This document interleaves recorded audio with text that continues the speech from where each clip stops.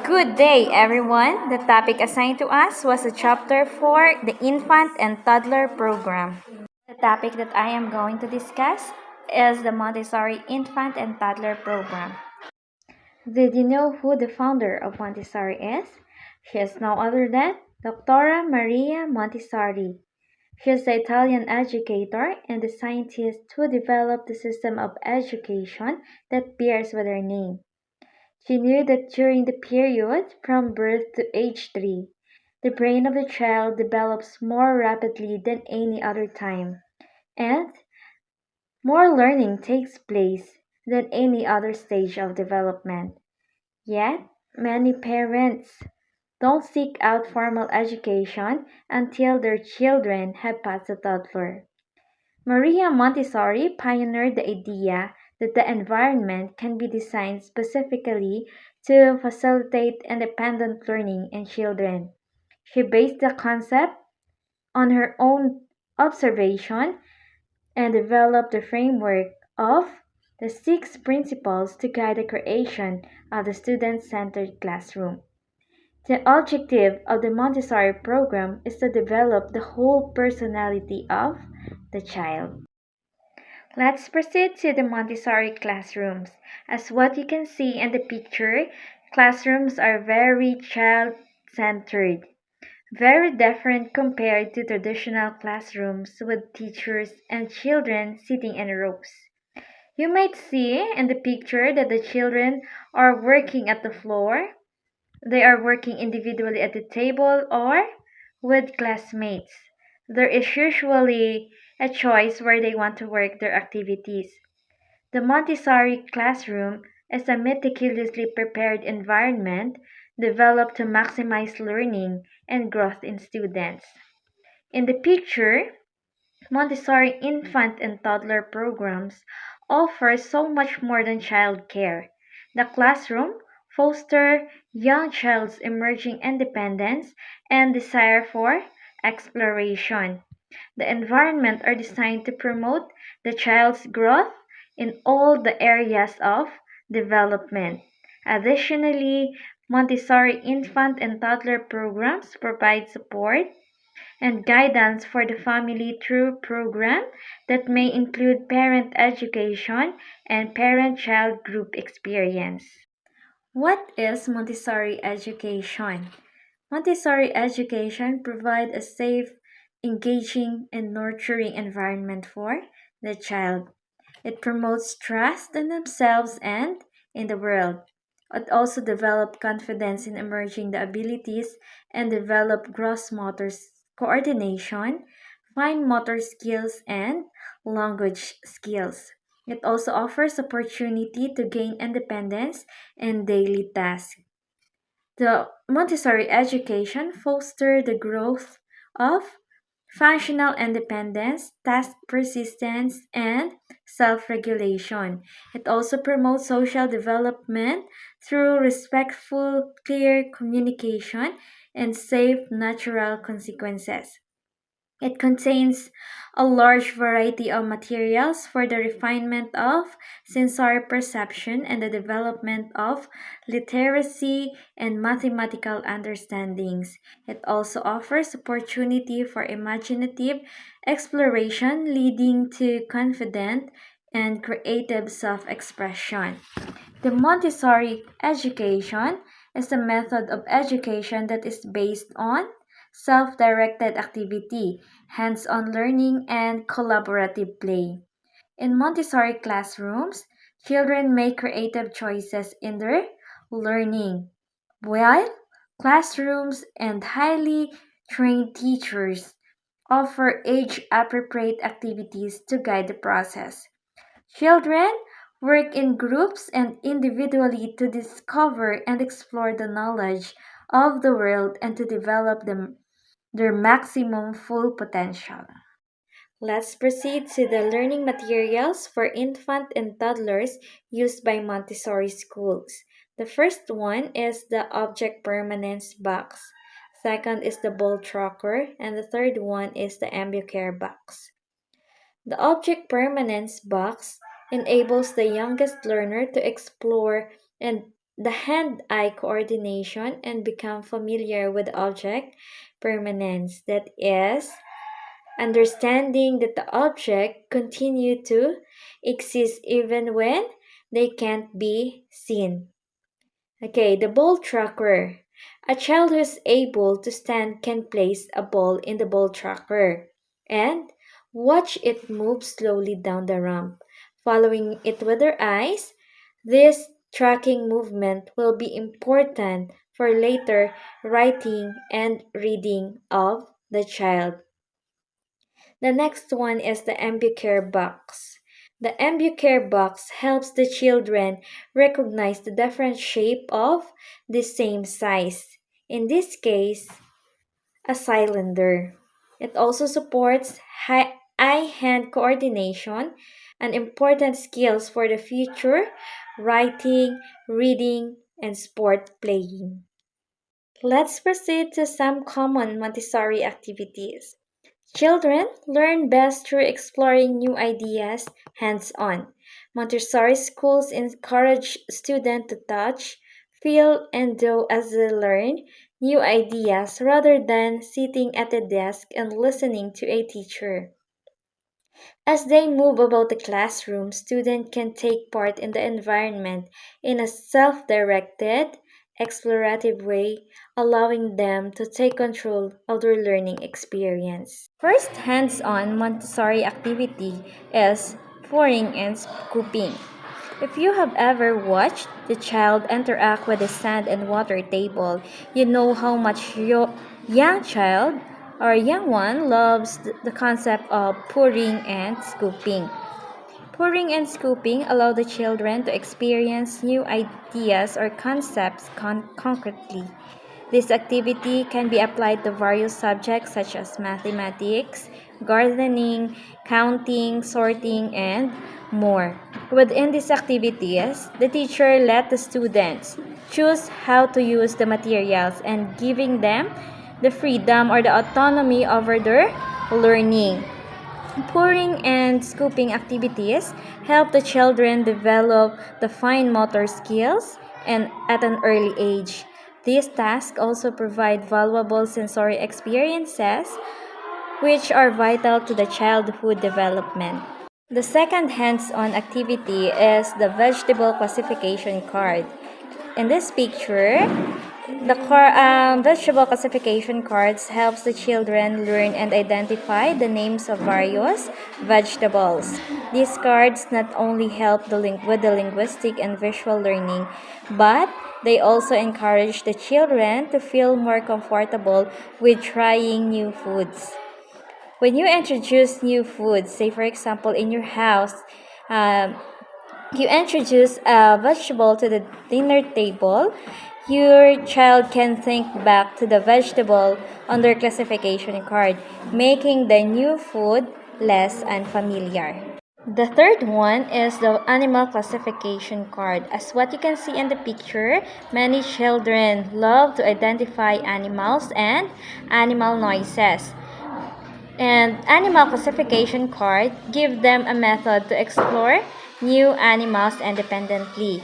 These cards include pictures of various animals from across the globe, along with each animal's name. Children can practice matching the animal's name to its picture, utilizing their linguistic and visual learning skills simultaneously. The fourth one is glowing paper. Glowing paper is another activity that can be applied to several different learning concepts. Teachers employ several types of glowing methods depending on the student's age group and motor skills. Some students may use popsicle sticks, others are Q-tips to apply glue to a page, while others may practice squeezing the glue from the bottle. Glowing activities it helps the students develop the fine motor skills and showcase their activity. The next one is the puzzle map.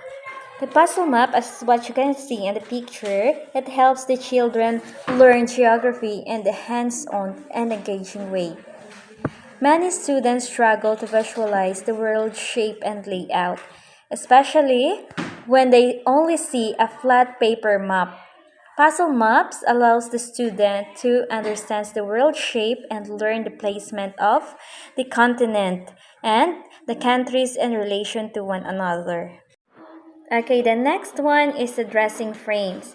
As what you can see in the picture, dressing frames are essential Montessori activities for independent learning and development.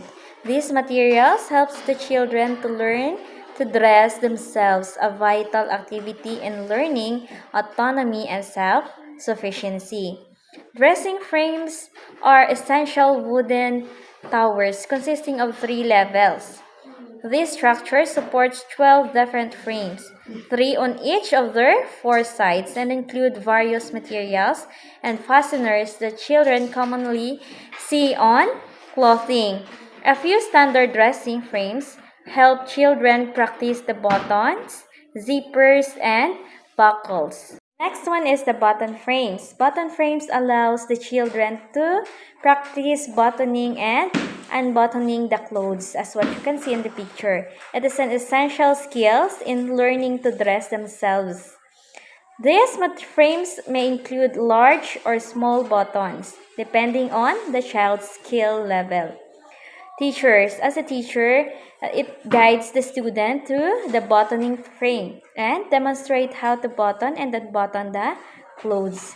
First, by pinching the button in one hand and the other material in the other. The next one is zipping frames. Zipping frames helps the student learn to zip and unzip the coats, shoes, pants, and other articles of clothing. Depending on the child's level, these frames may include zippers that cannot be detached, allowing students to practice the up and down zipping method. Okay, as what you can see in the picture, the child is zipping and unzipping the clothes. More advanced frames help the children learn to attach zipper at the bottom of the frame. The last one is the buckle frames. Buckle frames give the children the chance to practice buckling and unbuckling squeeze buckles, which they may find on a backpack or coat. Teachers demonstrate how to squeeze the side of the buckle to release the insert piece of external plastics. After watching the demonstrations, students can practice the method on their own. What is the benefits of Montessori education? Montessori education helps your child develop independence, a sense of empathy, and social justice, and a lifelong love for learning. That's all. Thank you. Hello everyone, my name is Judy NC and my topic is about Montessori Infant and Toddler Program. So are you ready? Okay, let's get started. Do you know Maria Montessori? She is the founder of Montessori. Montessori was an Italian physician. She is also an educator and innovator. Acclaimed for her educational method that builds on the way children learn naturally. Next, Montessori Infant and Toddler Program. So nagaano na din sila. It offers so much more than childcare. The classroom designs foster for young child's emerging independence and desire for exploration. So, more on learning by doing na diriya sa Montessori program. The environments are designed to promote your child's growth in all areas of development. Additionally, Montessori Infant and Toddler Program provides support and guidance for families through programs that may include parent education and parent-child group experiences. So what will your child learn? Diri sa Montessori. So during the first 3 years of life, your child develops rapidly than any other time. So during diri sa phase nga ini, your child absorbs large amounts of information that the environment through observation, kag sa ilang nga mga experiences. So these are the years that lay the foundation of later learning. And the stronger the foundation, the more the child will be able to build upon it. Okay, next. So what about the curriculum? Montessori infant and toddler programs offer a curriculum that emerges from each child's unique skills and interests. So based on daily observations, teachers introduce new materials and activities that pique curiosity and stimulate learning. So learning objectives for your child at this age include mga developing skills such as ang mga language, concentration, problem solving, visual discrimination, and physical coordination. So the routines of everyday living are the foundation of Montessori infant and toddler programs. Activities promote independence, order, coordination, and concentration. So as well as support social, emotional, physical, and cognitive development. So these activities include, so I will give you an example sa mga learning activities. Okay, so sa self-care, gaano na din sila yan sa self-care? So, washing of clothes, dressing, toileting, and eating, brushing of teeth. So, according to each child's individual capacity. So, next, learning activities example sa care of the environment. So, gaano naman din sila yan sa care of the environment? Diri cleaning, food preparation, food service, may ara man sila sang plant care and animal care. And large motor activities, may ara man sila. So, diri indoors and out. Walking, climbing, running, jumping, balancing, climbing steps, and many more. Let's go to next. May ara man sila sa fine motor skills, especially sa mga infant. So, reaching, grasping, picking up objects, transferring objects, using tools and utensils, doing artwork. And they have language naman sa mga activities para sa language, naming objects, describing actions and intentions, discussing pictures, conversations, music, and singing. As you can see sa may picture, nag-enjoy sila, no? Sa ilang activities, especially music, kag sa mga singing. And they also have sa social skills. Diri sa social skills, developing manners through interaction sa ilang peers, sa ilang mga amigo kag miga, sa teacher, and adult small group games. Okay. Let's go to what is infant community. Ano naman niya ang infant community? So, of course, this is infant community. Tanan na din naga-age 2 months to 12 months old. So, Montessori observed that the human mind evolved to learn naturally from the immediate environment. So, the infant community is a prepared environment that nurtures the physical and mental development of children and enables them to explore their full potential. So syempre, may ari naman tayo sa mga examples kung ano naman diri ang ilang mga activities sa infant community. Okay, so let's go to infant community. What is infant community? Of course, this is infant community, tanan na din naga-age 2 months to 12 months old. So, Montessori observed that the human mind evolves to learn naturally lang from the immediate environment. So, the infant community is prepared environment that nurtures the physical and mental development sa mga bata and enables them to explore their full potential. So, I have here an example.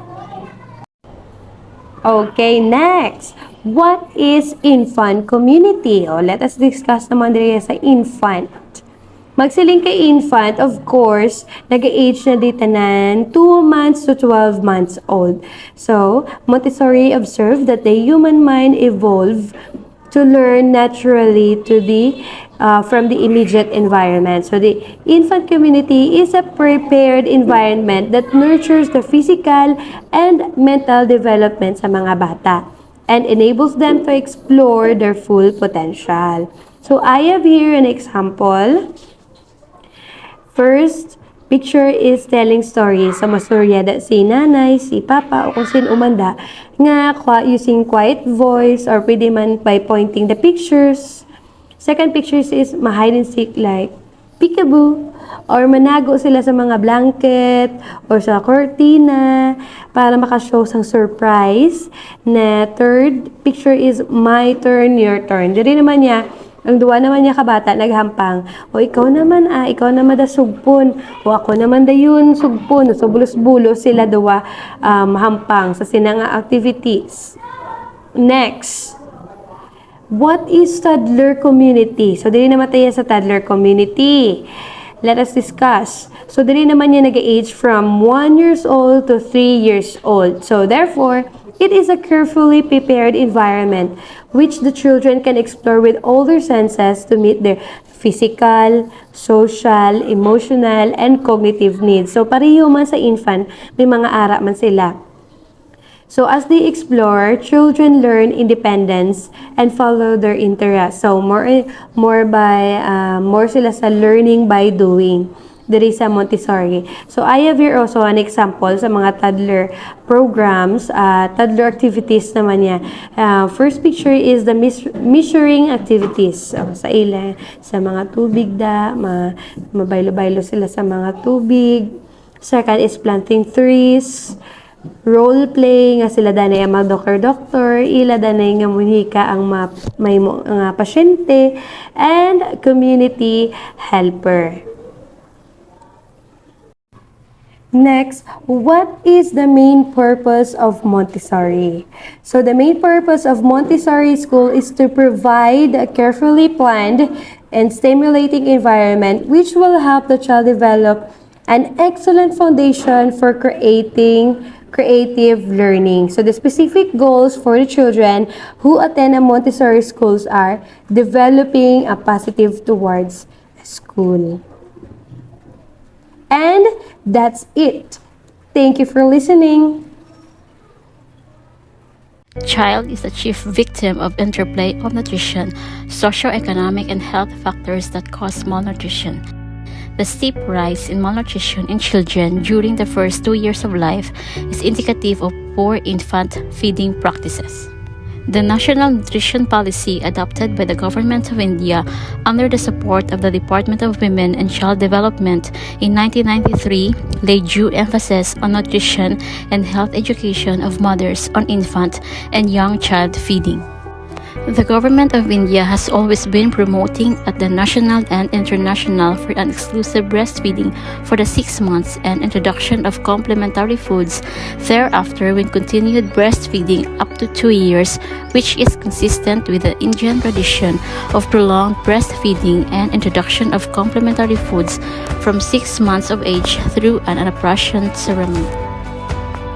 Some of the India's national guidelines on infant and young child feeding are to advocate the cause of infant and young child nutrition and its improvement through optimal feeding practices nationwide, to disseminate widely the correct norms of breastfeeding and complementary feeding from policy-making levels to the public at large in different parts of the country in regional languages, to help plan efforts for raising awareness and increasing commitment to the concerned sectors of the government, national organizations, and professional groups for achieving optimal feeding practices for infants and young children.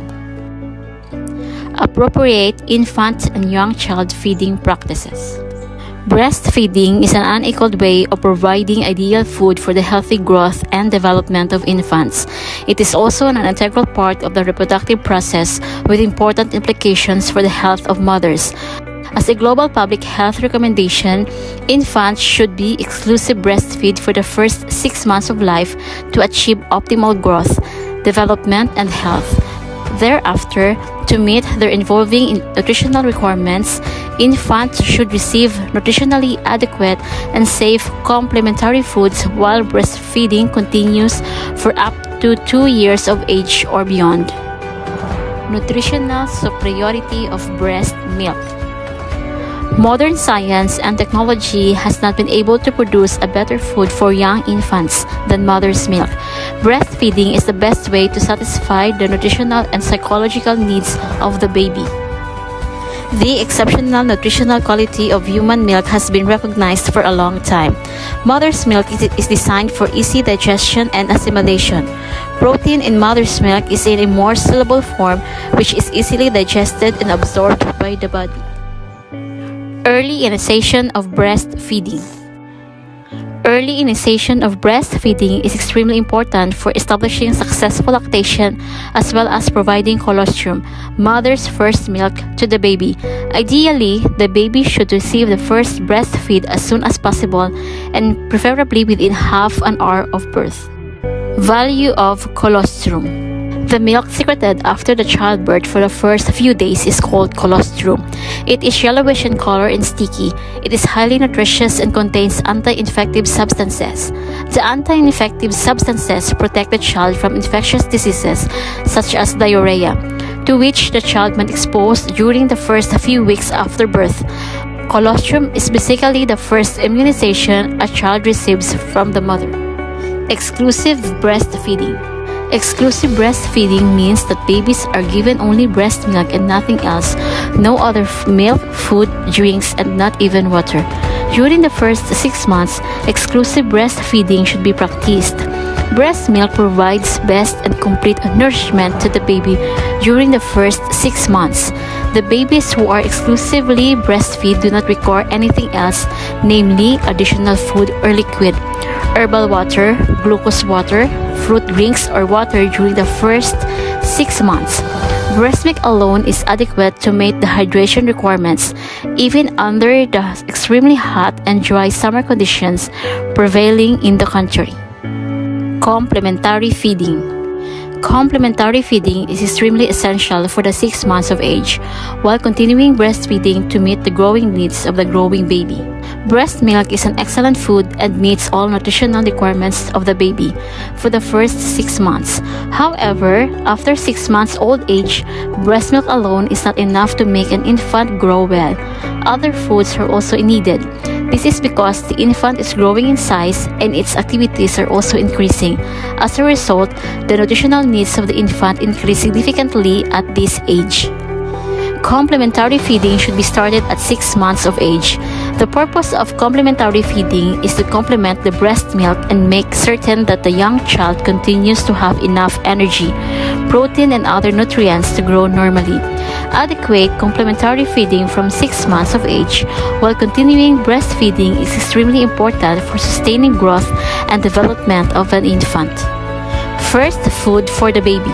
The staple cereal of the family should be used to make the first food for an infant. Porridge can be made with suji, broken wheat, atta, ground rice, ragi, millet by using a little water of milk if available. Roasted flour of any cereal can be mixed with boiled sugar or water and a little fat to make the first complementary food for the baby and could be started on the day the child becomes 6 months old. Traditional foods for infant. Once the child is eating the cereal porridge well, mixed foods including cooked cereals, pulse, and vegetables should be given to the child. Most traditional foods given to infants in different parts of the country are examples of mixed foods like chikidi, dalia, sujikher, upma, idli, dukla, badbaji. Sometimes, traditional foods are given after a little modification to make the food more suitable for the child. Frequency of feeding. Infants and young children need to be fed 5 to 6 times a day in addition to breastfeeding. It must be remembered that inadequate feeding of infants and young children during the first 2 years is the main cause of malnutrition. Continued breastfeeding. Breastfeeding must be continued up to the age of 2 years and beyond. Continuing breastfeeding while giving adequate complementary foods to the baby provides all the benefits of breastfeeding to the baby. In the beginning, when the complementary foods are introduced after 6 months of age, the complementary food should be fed when the child is hungry. As the child starts taking complementary foods as well, the child should be given breastfeeding first and then the complementary food. This will ensure adequate lactation. Ensuring safety of complementary foods. Careful hygienic preparation and storage of complementary foods is crucial to prevent contamination. Personal hygiene plays an important role in feeding infants.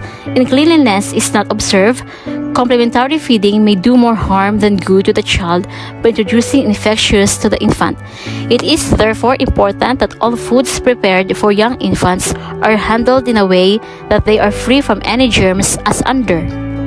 Hands should be washed with soap and water before handling the food, as germs that cannot be seen in dirty hands can be passed on to the food. Utensils used should be scrubbed as well as dried and kept covered. Cooking kills most germs. The food prepared for infants should be cooked properly so as to destroy harmful bacteria present, if any. After cooking, handle the food as little as possible and keep in covered container protected from dust and flies. Cooked food should not be kept for more than 1 to 2 hours in hot climate unless there is a facility to store them at refrigeration temperature. The hands of both mother and child should be washed before feeding the child. Preterm or low birth weight infants. Breast milk particularly important for preterm infants and babies with low birth weight. Newborn with less than 2.5 kg, as they are increased of infection, long-term ill health, and death. Keep preterm or low birth weight baby warm. Practice kangaroo care. Kangaroo care is a care given to a preterm baby which the baby kept between mother's breast for skin-to-skin contact as long as possible, as it stimulates intrauterine environment and growth. It helps the baby in 2 ways. The child gets the warmth from the mother's body and the baby can suck the milk from the mother's breast as and required. Such babies may need to suck more often for shorter duration. If the baby is not able to suck, expressed breast milk may be fed with katuri or tube. The unique composition of preterm milk with its high concentration of protective substances makes it particularly suited for preterm babies. Preterm babies should be fed every 2 hours during day and night. These infant and young child feeding practices are adopted by the Government of India. What I have tackled is just a part 1 of their guidelines. Thank you for listening, and I hope you have takeaways and learned a lot. I am Darling Gay M. Sususco. As a continuation of our report on the infant and toddler program, we have the operational guidelines for promotion of appropriate infant and young child feeding. Under the institutional promotion, we have the nutrition and health professional bodies. Nutrition and health professional bodies includes home science, food and nutrition, medical faculties, schools of public health, public and private institutions for training nutrition and health workers. This includes the midwives, nurses, nutritionists, and dietitians.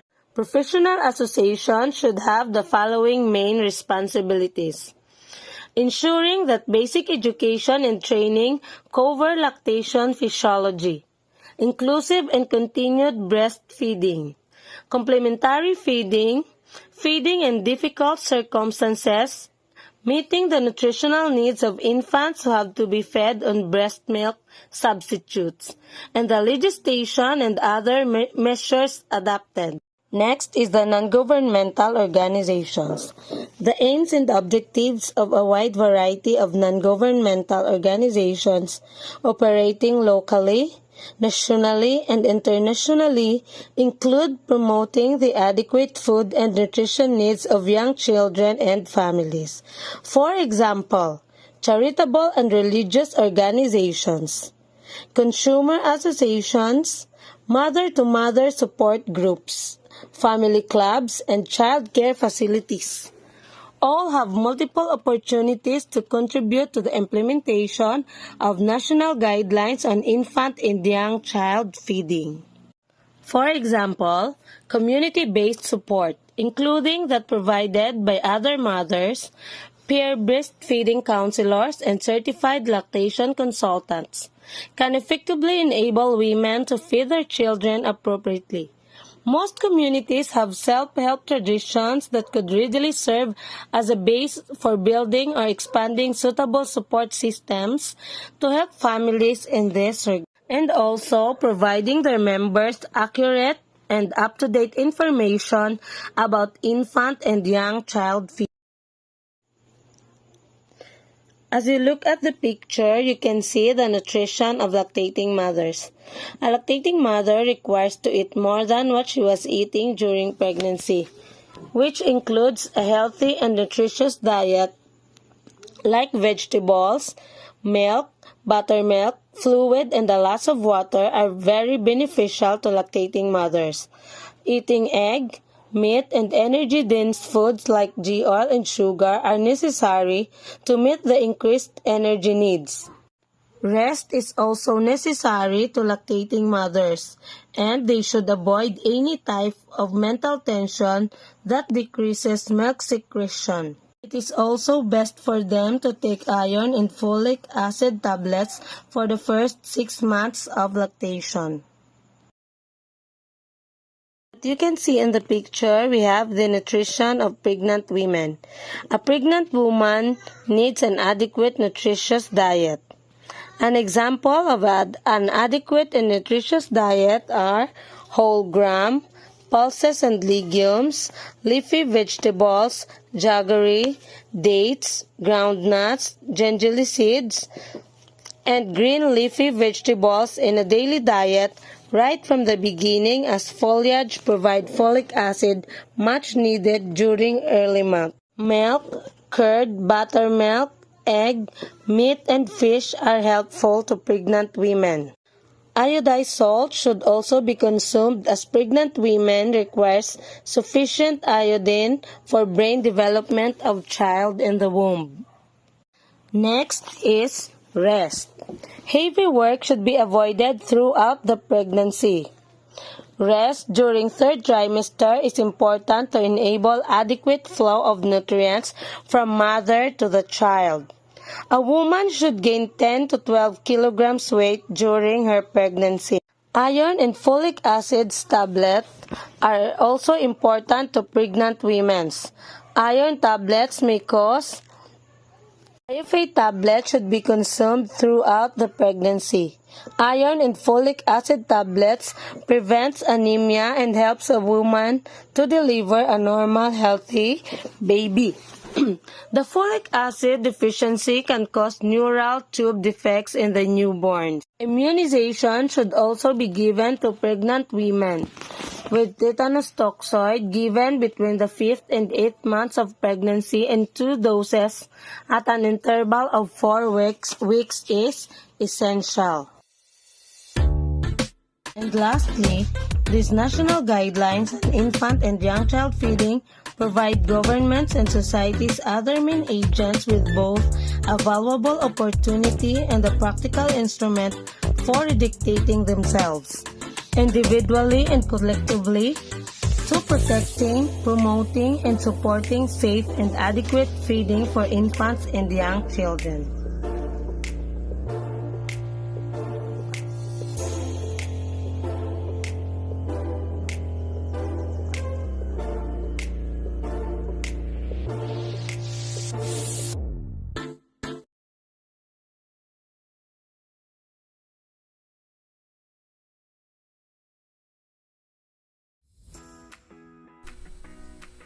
Child and Youth Welfare Program in the Philippines. It refers to the services and activities designed for the care, protection, participation, and rehabilitation of children and youth in difficult situations, and ensure their social adjustment, total growth, and development. Let's talk about the Child Development Service, or formerly Daycare Service. There are two. The first one is the center base. provision of supplementary parental care to 3 to 4 years old children of parents who find it difficult to fully take care of their children during part of the day because of work and other reasons. The second one is the home-based. Home-based is the community-based and early childhood program for children 2 to 4 years old, not catered in the Child Development Center. It utilizes play as an approach in providing early stimulations, activities that are developmentally appropriate for each target ages of children in the community.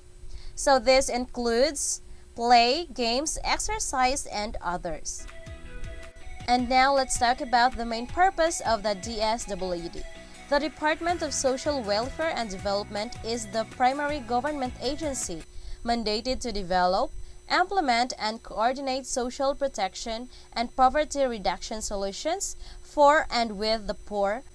We have here different clientele who needs their rights and protection. The DSWD have its program and services for these kinds of clients. The first one is the Children in Need of Special Protection, or the called CNSP. Refers to all persons below 18 years of age or those 18 years old and over but are unable to take care of themselves because of physical or mental disability, also who are vulnerable victims of abuse. The second one is the abandoned child. Abandoned child refers to a child who has no proper parental care or guardianship, or whose parents have deserted him or her for a period of time, at least 3 continuous months. The next one is the neglected or potentially neglected children.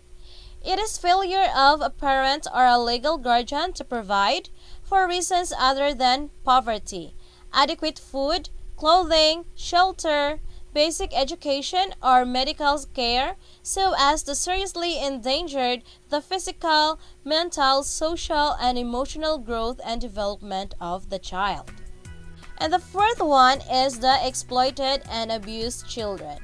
Children, whether male or female, who look for money, profit, or due to the coercion of influence of any adult, syndicate group, indulge in sexual intercourse. Next is the orphan children, a child deprived by death of one or usually both parents. How do you deal with an orphan child? There are 10 ways to help orphans. First one is give them what they need, like food or water. The second one is to support their education. Next, give away your clothes that you don't use anymore. The fourth one is provide them with a safe place to stay. The fifth one is sponsor an orphan. Next is educate them by giving them some courses. 7. Give away your children's old toys. 8. Organize some fun events for them. Tell people how it is vital to help orphans. So those are the 10 ways to help orphans. The next client is the street children, are minors who live and survive on the street. They often grow up in public landfills, train stations, under the bridges of the world's major cities. Because of the conflicts with their family, these children don't want to go home or can't return home. The next is the victims of prostitution and human trafficking. A child or youth having a transaction involving the purchase for sexual intercourse, then in exchange for money. It refers to recruitment or kidnapping of a child or youth for the purpose of slavery, forced labor, and exploitation.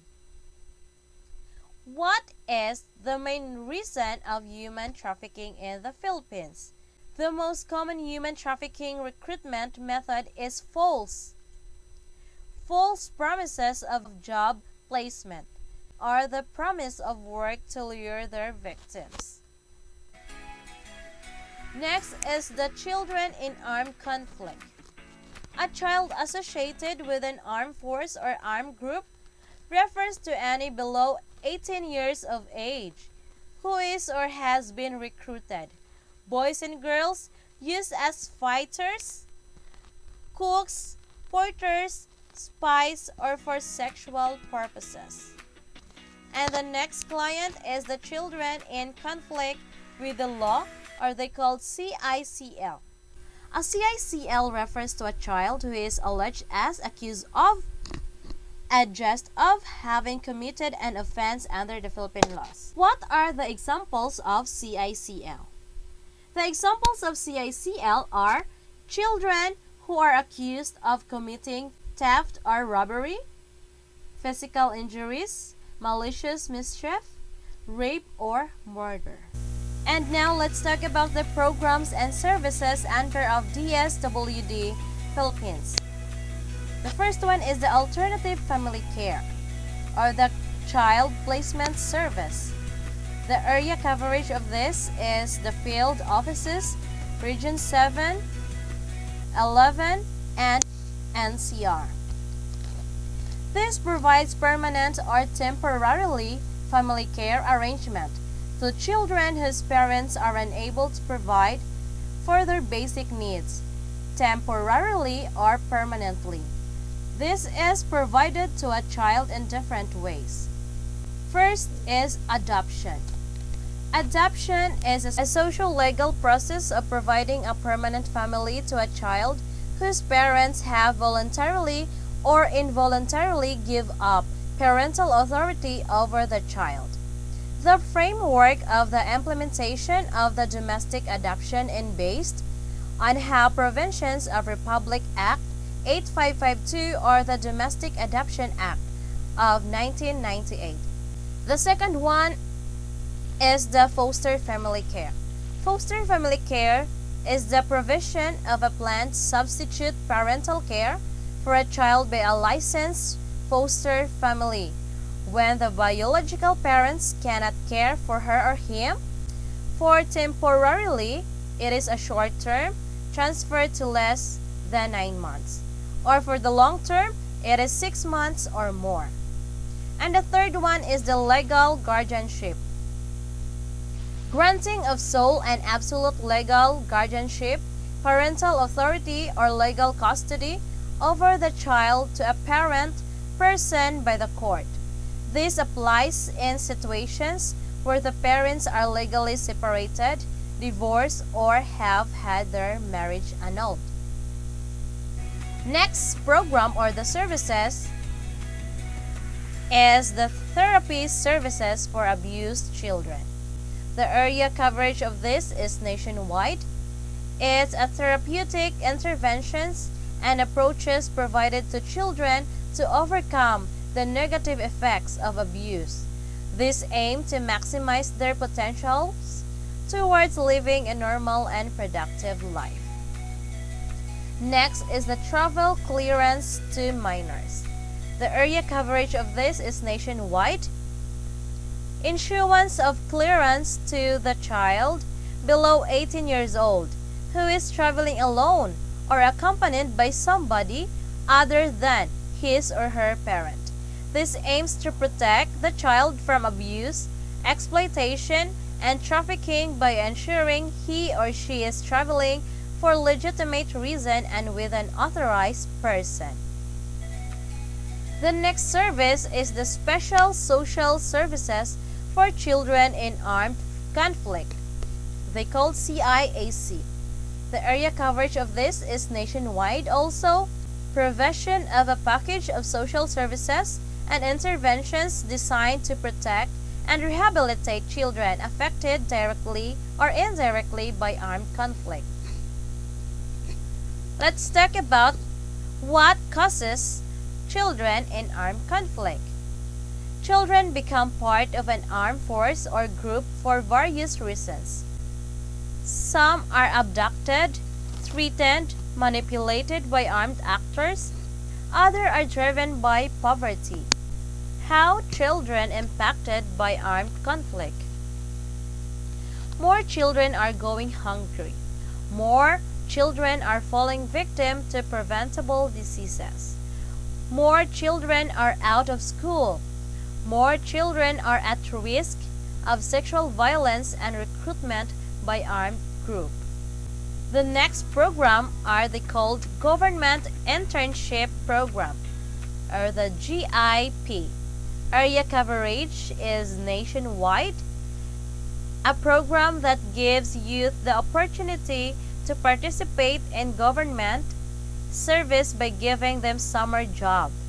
GIP is a program component of the Kabataan 2000 that aims to initiate the youth to public service. And the last one is the Rehabilitation Services for Children in Conflict with the Law, or the CICL.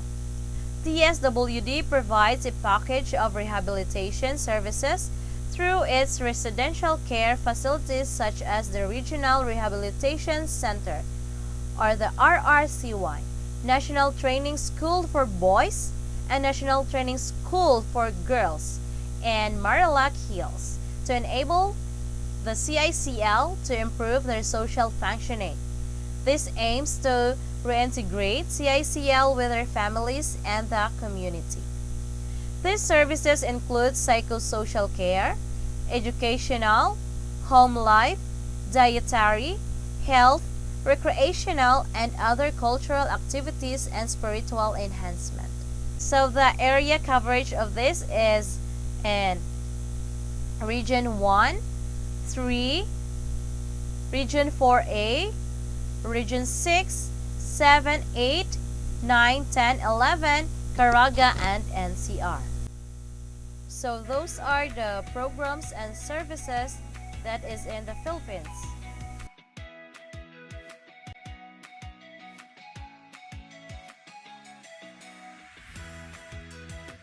Hello, good day.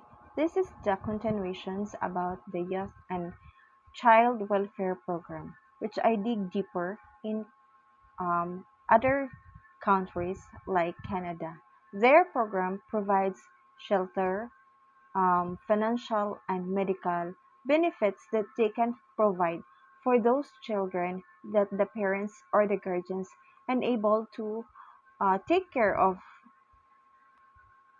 Child and youth welfare program is very important, especially to those parents are unable or unwillingness to provide or take care of their children and give responsibility, which, which is the youth and children's needs, especially when they need love, care from their parents.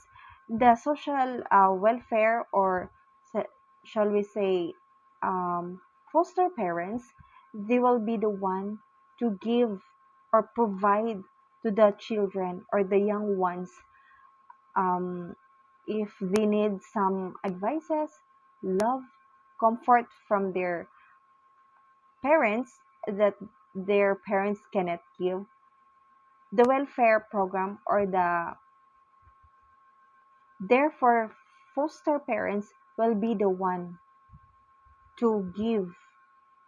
The communities will be give their um, time, love, and effort. Some of the children need a protection. The welfare will be the one, or the communities will be the one to provide their needs or the resources for them to grow. When they went to school, from the age of youth to adult, they they are guided from the welfare so that they are secure and safe from their hands, not by their parents. Of course, they are already given to the welfare program. Good day! So I will now continue the report of my groupmates, which is all about the Child and Youth Welfare Program. So you already heard about the program for child and youth in the Philippines as well as in Canada. This time, I will discuss to you the Child and Youth Welfare Program that is available in Australia. Children and young people in Australia. All children in Australia are important. The Australian government work together to make sure that each children is safe, gets the best possible start in life, has opportunities to grow into a happy, healthy adult in the future. So last 2009, the Commonwealth, the state, the territory government, and the community sector of Australia all agreed to a national guide to make sure children and young people stay safe and well. It is called the National Framework for Protecting Children, or Australia's Children, started in 2009. So every 3 years, an action plan is developed under this framework. So these plans get out important actions that everyone has agreed to take over the next 3 years. A summary of this third action plan has been developed for children and young people. So this third action plan actually a plan to keep Australian children safe and well. So again, this framework is for young children or children and young people or the youth. Okay? So how does it cover? Or what does it cover? So it is a summary of the aims of the third action plan I have here and what will be done over the next 3 years to make a difference in lives of children and young people. So the third action plan started in 2015. So the first goal of this national framework for protecting Australians' children is to help parents look after their babies and little children. So, a certain organization in government share information with parents about how important it is to look after babies and little children. Also encouraging all parents to ask for help when they need it. There are lots of help available for mom and dad to help them on how to take care better for their children. And the government makes sure that newly parent as well as the pregnant women and their partners can get help, especially parents who might have trouble with drugs, alcohol, mental health issues, and family violence. So that's the purpose or the first goal or aim of the Australian government and the organization is to help parents to take care better for their children. So the second goal of the framework or national framework for protecting Australians' children is to help these young people in out-of-home care as they become independent adults. So the government look for better ways to help these young people stay healthy, get an education, find somewhere safe to live, and find and keep a job. Okay, so it's very different. Not comparing with the system or the government here in the Philippines. The Philippines government and the Australian government is quite different. Because here in the Philippines, if you reach 18 years old, yes, you are allowed to work already. But where or how can you find a job? Compared to this Australian government, where the government is the one who help these young people get or find a job and keep a job. So it means that the employment rate there is quite high or higher compared here in the Philippines. So also the government makes sure the transition in independent living allowance. So a government payment provided to help young people in out of home to live in their own goes to young people who need it. So again, in Australia, the government support gives some financial assistance to those young people who are already out of their home. It means they are already independent. They already reach the age of 18 years old. So that's Australia. Another one, the government provides support for young people, again, yes, who are 18 years and over to help when they live out of home care.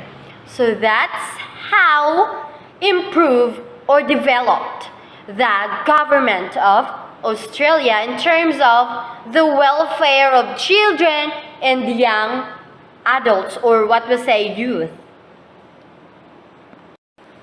Okay, so the last aim or the last goal of this national framework for protecting Australian children is to help organizations.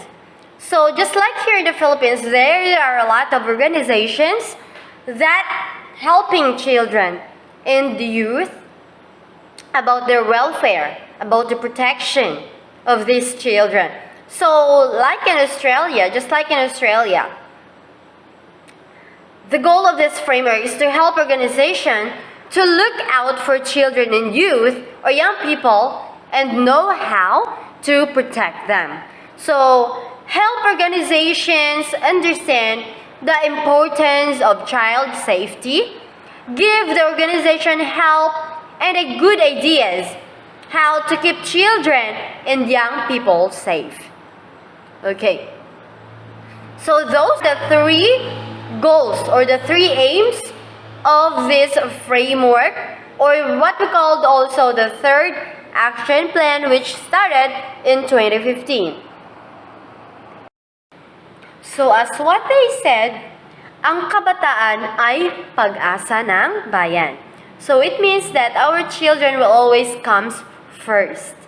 Okay? So right now, before I'm going to end this report, so children and young people, as well as the people working with children and young people in Australia, will continue to contribute to the discussion about how to improve their safety and well-being.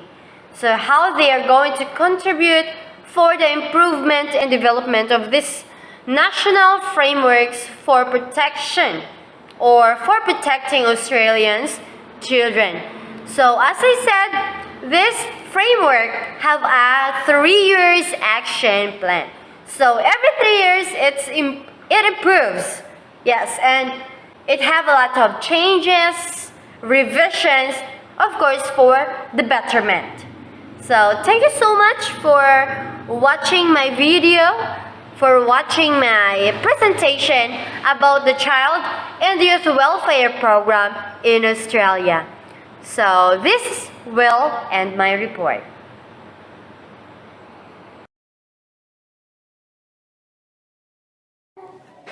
Good day, everyone.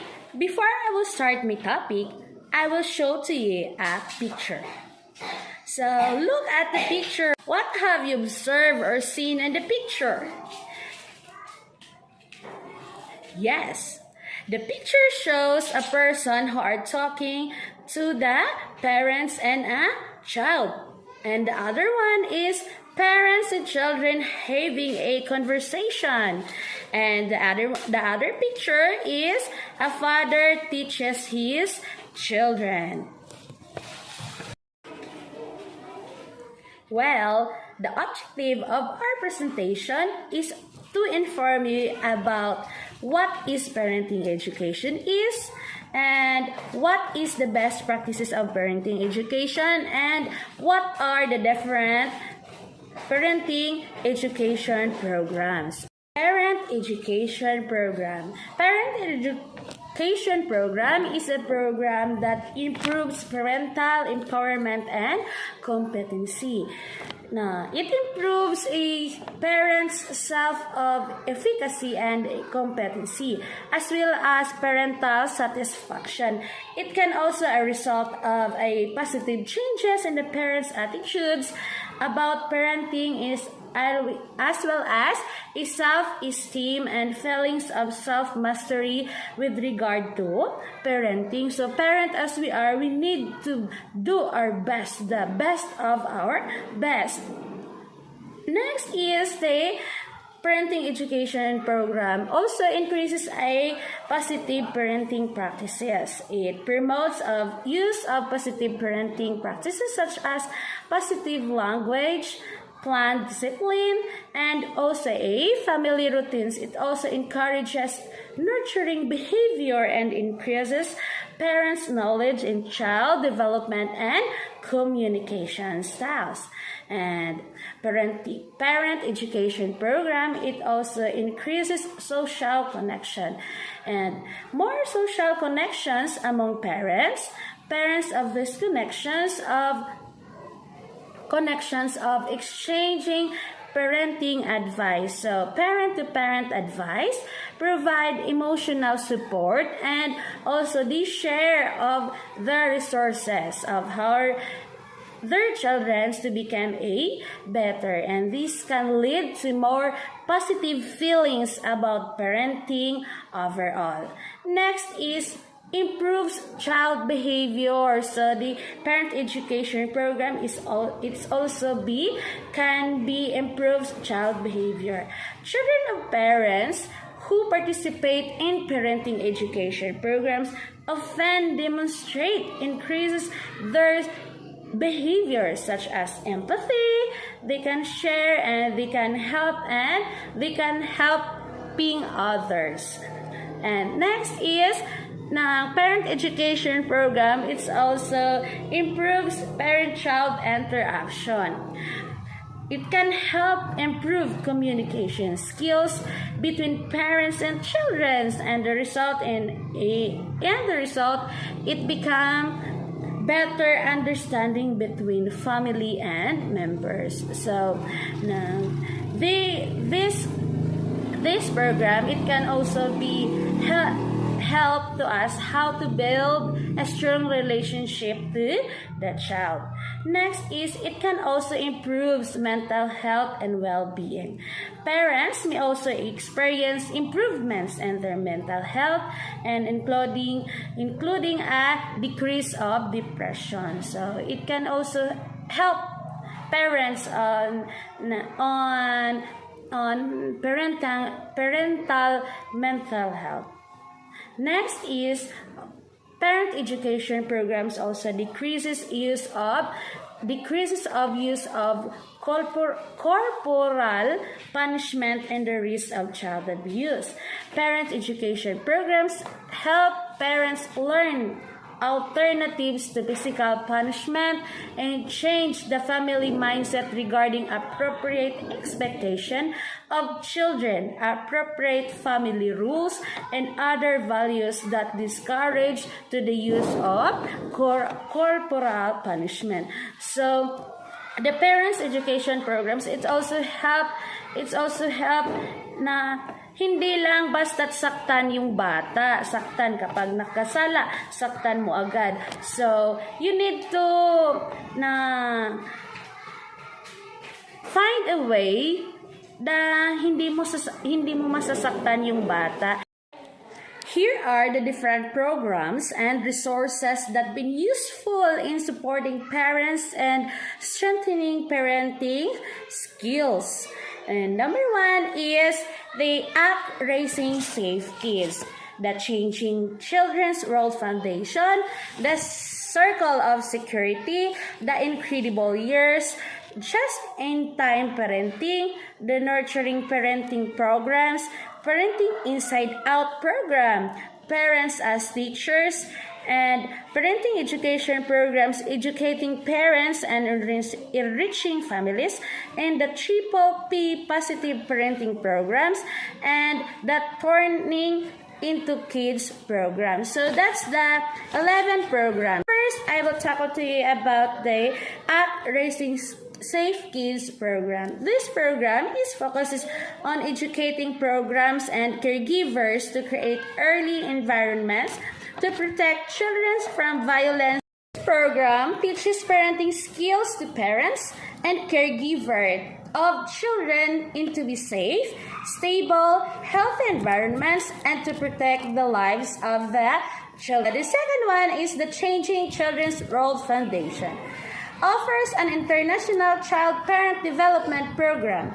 It is an evidence-based parenting program which provides parents education and support.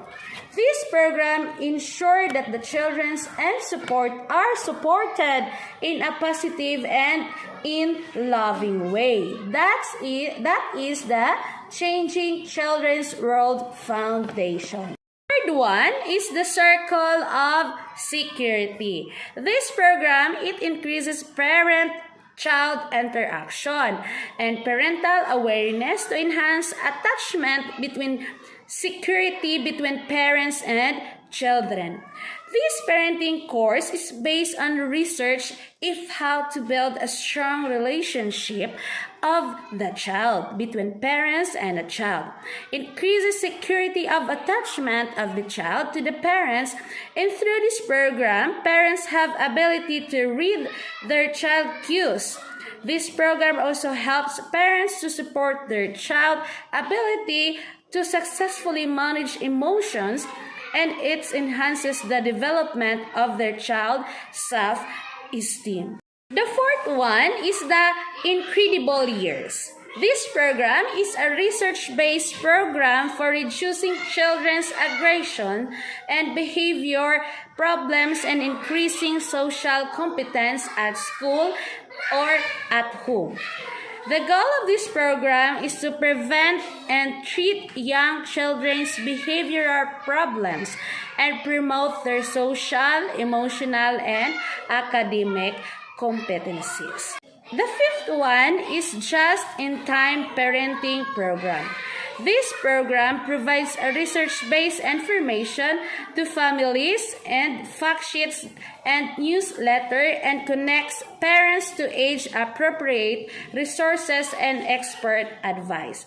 This program is a free parenting newsletter that is delivered through email. This is the SAS program in Parent Education Program. It is delivered through email and to specific of a child's age and needs. They are designed so that the information that are relevant to the family is automatically delivered to you just in time. That's why it is called just-in-time parenting. And number 6, the Nurturing Parenting Programs. It is a family-based program that involves both parents and children in activities building a strong positive regard for self and others. This program is a family-centered trauma-informed initiative. It is designed to build nurturing parenting skills as an alternative to abuse and neglecting parenting and child rearing practices. The long term of this program are to prevent recidivism in families receiving social services, lower the rate of multi-parent teenage pregnancy, and reduce of alcohol abuse by teaching positive parenting behaviors. Good morning, everyone. Good morning, sir. This time, I continue the report about Parent Education Program. Number 7 is Parenting Inside Out Program. It is an evidence-based parenting skills training program developed for criminal justice. It involves parents, including those parenting from prison and parents on parole. Number 8 is Parents as Teachers. Is an international early childhood parent education and family support program designed to enhance child development and school achievement through parent accessible to all families. Number 9 is PEP, Educating Parents, Enriching Families. The Parent Encouragement Program provides classes, events, and other educational resources to parents who care for children for all ages. Number 10 is Triple P Positive Parenting Program. It presents a multi-level parenting and family support strategy that aims to prevent severe behavioral, emotional, and developmental problems in a children by enhancing the knowledge, skills, and confidence of parents. Next, number 11 is tuning into kids.